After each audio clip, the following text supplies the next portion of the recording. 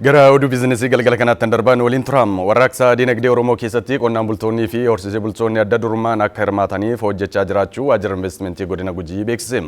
Godina Gujiitti qonnaan bultoonnii fi horsiisee bultoonni 260 oliif heeyyamni investimentii kennamee jira. Jiksaa Takilee gabaasa dabalataa qaba.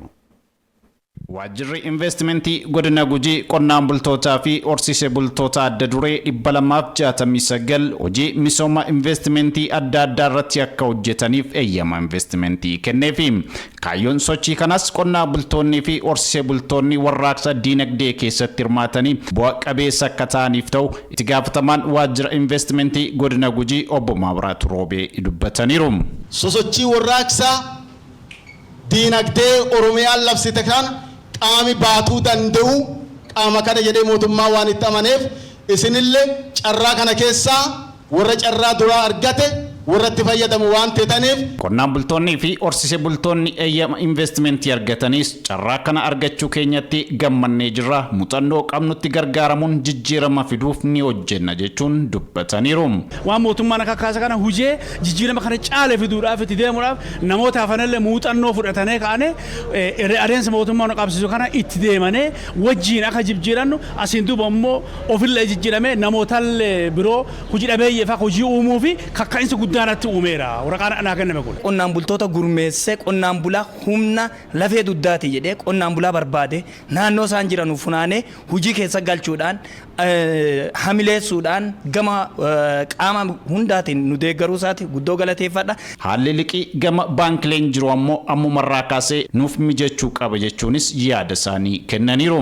Adoo baankii sirriitti irra wal mari'atanii baankii hojii gamtaa Oromiyaatti Daayirektarri Diistiriiktii Kibbaa obbo Tasfaayee Nagarii gaaffii fi sodaa qonnaan bultoonni gama liqiin kaasan irratti yaada isaanii kennanii jiru. Kaleessas baankuma kootii qaba har'as achumaan qaba waan hin qabu nuqusadha baankii gommuu waan qusadhe kana laalee naa kenna jettanii mana kootettanii gaafachuu qabdu. Qonnaan bultoonni fi horsiisee bultoonni heeyyama investimentii argatan kun jabaattanii hojjechuun dinagdee biyyaa utubuun carraa hojiis uumuu qabdu jechuun bulchaan godina Gujii obbo Taaddalaa Uddoo dhaamaniiru. Qonnaan bultoonni fi horsiisee bultoonni heeyyama investimentii argatan kun bu'a qabeessa akka ta'aniif leenjii fi hordoffiin barbaachisu gama mootummaan ni kennama kan jedhan ammoo hoogganaa biiroo bulchiinsaa fi itti fayyadaman lafa Oromiyaa obbo Taarraqany Bulultaati. Maallaqa san haga isin gara hojiitti jijjiirtan maallaqa san gara hojiitti jijjiirtanii haga isin bu'aa buuftan haga isin fakkeenyummaadhaan sadarkaa garagaraatti moodela taatanii kaa'uu dandeettanitti hordoffiin kan itti fufu ta'a jecha. Waldaan aksiyoona daldalaa maraa fi indaastirii Oromiyaa Star rakkoo qaala'insa gabaa mudachaa jiru tasgabbeessuu fi dinagdee hawaasaa cimsuuf kaayeffatee hojjechaa jiraachuun himame. Waldaan aksiyoonaa kun qaamolee qooda fudhattootaa waliin mari'atee jira. Gabaasa dabalataaf Lalii Girmaa. Waldaan aksiyoona daldala maraa fi indaastirii Oromiyaa Star hojii daldalaa xixiqqoo irraa ka'ee hojjechuun gaanfa Afrikaatti dhaabbata daldalaa beekamaa ta'e gochuutiif onnatee kan ka'edha. Waldaan kun kaayyoo hundeeffamee fi kallattii hojii gara fuulduraa irratti qooda fudhattoota waliin mari'ateera. Kaayyoon hundeeffama waldaa kanaas hawaasa dinagdee irraa moggaatti dhiibamee hojii keessa galchuun dinagdeen akka of danda'uu fi guddina biyyaa keessatti gahee akka bahatuuf yaadameetii jiran. Hojii gaggeessaan waldaa aksiyoona daldala maraa fi indaastirii Oromiyaa Star obbo Taamiraat Gabbisa. Qabeenya jiru sanarratti ijoolleen ishee qabeenya sana ajjuu wal arganii hiyyummaa idda gadi fageeffatee waggaa dheeraa nurra ture kana keessaa bahuu akka danda'aniif dhaabbati keenya kun kallattii itti agarsiisa jechaadha. Waldaan aksiyoonaa kun quuqama sabaarraan ka'ee kan hundeeffamee fi dargaggoota, dubartoota, qonnaan bultootaa fi hojii barbaaddota akkasuma qaama miidhamtootaaf carraa hojii kan uumuudhas jiran. Lafa qabnaa, humna barate kana qabnaa. Isa walitti finne kaapitaala murtooftuu yookaan risoorsii muraasa jirtu kanaan aga danda'ame yoo walitti dhufee namni walitti qindaa'e waan guddaa hojjechuun hin danda'ama kan jedhu dhaabbati keenya akka gudunfaa tokkotti kana gudunfatee jechaadha. Aksiyoonni waldaa kanaa baankii hojii gamtaa fi awaashitti gurguramaa jiraachuu fi namni hunduu bitachuutiin fayyadamuu akka qabus dhaamameera. Isa xinnaa qarshii 10,000 irraa qabee namni bitachuu danda'u irraa kaasee lammiin hundumtuu bitatee abbaa qabeenyaa akka inni ta'uu danda'u irraa fayyadamaa akka inni ta'uuf bal'inaan sheerii gurgurra malee nama muraasatti kaapitaala guddaadhaan gurgurree dhaabbata bu'aa duwwaadhaaf fiiguu miti jecha. Yeroo ammaa kanas dameelee daldalaa 28 magaalota Oromiyaa keessatti banee jiraachuu himuun rakkoo qaala'insa gabaa mul'achaa jiru tasgabbeessuu keessatti gahee isaa akka baatus obbo Taamiraat himan. Miseensonni koree hojii raawwachiiftuu fi miseensa waldaa aksiyoonichaa kan ta'anis waldaan aksiyoona daldala maraa fi indaastirii hawaasa keenya dinagdeen cimsuu fi rakkoo hawaasummaa isaa furuuf kaayyeffatee hojjechaa jira jedhan. Qaamni iddoo garaagaraa jirus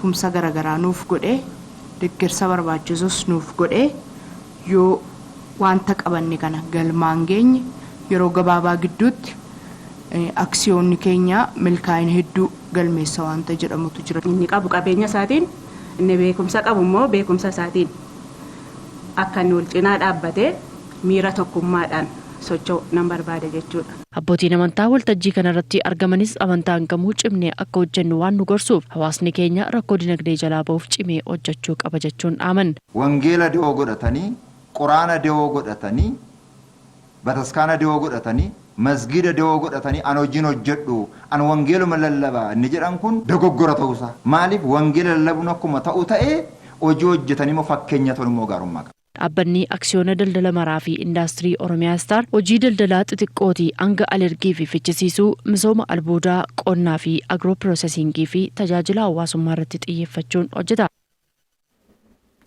Dubartoonni dinagdee isaanii cimsachuu fi nageenya mirkaneessuuf murannoodhaan hojjechuu akka qaban pirezidaantii waldaa daldaltoota dubartoota Itoophiyaa fi biyyoota miseensota IGAD Ingidaayee Sheetee himan. Dizaayiniin ijaarsaa gamoo waldaa daldaltoota dubartoota magaalaa Burraayyuu eebbifamee jira. Kibiree Zalaalam hordofee akka itti dhiyeessa. Dizaayiniin ijaarsa gamoo waldaa daldaltoota dubartoota magaalaa Burraayyuu magaalattii keessatti ijaaramuuf jedhu eebbifame. Pirezidaantiin waldaa daldaltoota dubartoota Itoophiyaa fi dhaabbata mootummoota misooma baha Afrikaa yookiin IGAD adde Ingidaayee Sheetee dubartoonni nageenya mirkaneessuu fi dinagdee isaanii cimsachuuf ciminaan hojjechuutu isaanirraa eegama jedhani. የኦሮሚያን ክልል ስናነሳ አፋችንን ሞልተን ደረታችንን ገልብጠን Naannoo Oromiyaa yoo kaasnu afaan keenya guunnee laphee keenya dhiibnee aadaa dilbeeffamee fi naannolee kanneen birootiif illee fakkeenya ta'u akka qabdu himuun ni danda'ama. Nageenya buusuu keessatti haadholiin siiqqee Afriikaafis ta'e addunyaadhaaf fakkeenya kan ta'anidha. Nageenya mirkaneessuu fi dinagdee keessan cimsachuudhaaf ciminaan hojjechuu qabdu. Milkaa'inaan ijaarsa gamoo waldaa daldaltoota dubartoota magaalaa Burraayyuuf deeggarsa barbaachisaa ta'e akka taasisanis himaniiru. የኢትዮጵያ ነጋዴ ሴቶች ማህበር ደግሞ ምን ጊዜም ከጎናችሁ ሆኖ ወልዳን ዱበርቶታ ደልደልቶታ ኢትዮጵያ ammoo yeroo kamiyyuu cina keessan ta'uudhaan iddoo barbaachisaa ta'e hundatti maallaqa barbaaduudhaan agarsiisota adda addaa qopheessuun milkaa'ina ijaarsa pirojektichaatiif ni tumsina jabaadha. Pirezidaantiin waldaa daldaltoota dubartoota magaalaa Burraayyuu adde Taaddelech Sooressaa gamoo daldalaa ijaaramuuf jedhu himani. Kaapitaalli keenya amma miliyoona 2.7 qabna. Pirojektiin keenya gara miliyoona 60 fixa. Dubartoonni keenya immoo maallaqa kana buufatanii ijaaruudhaaf fedhii guddaa qabu.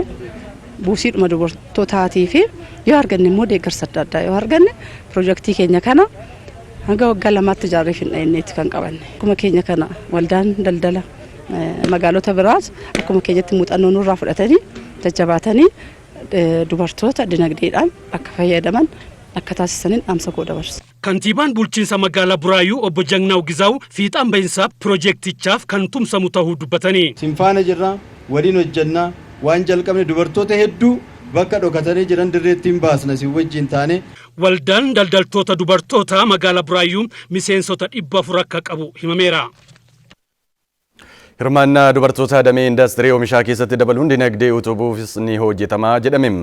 Daarektarri olaanaan abbaa taayitaa babal'ina indaastirii manufaaktiriingii xixiqqaa fi giddu galeessaa federaalaa obbo Asfaw Abbabaa akka jedhanitti indaastiriiwwan damee oomishaa giddu galeessaaf xixiqqaatti hirmaannaa dubartoota dabaluun dinagdee keessatti shoora isaanii akka bahaniif ni hojjetama jedhan. Ragaan abbaa taayitichaa akka agarsiisutti bara 2009 haga 2013tti carraa hojii damichaan uumamurraa fayyadamuun dubartoonni harka 38 yoo ta'an gaheen gabaa keessatti isaan qaban ammoo harka 44 akka ta'e agarsiisa. Dhimma kanarratti magaalaa Adaamaattis mari'atamee jira.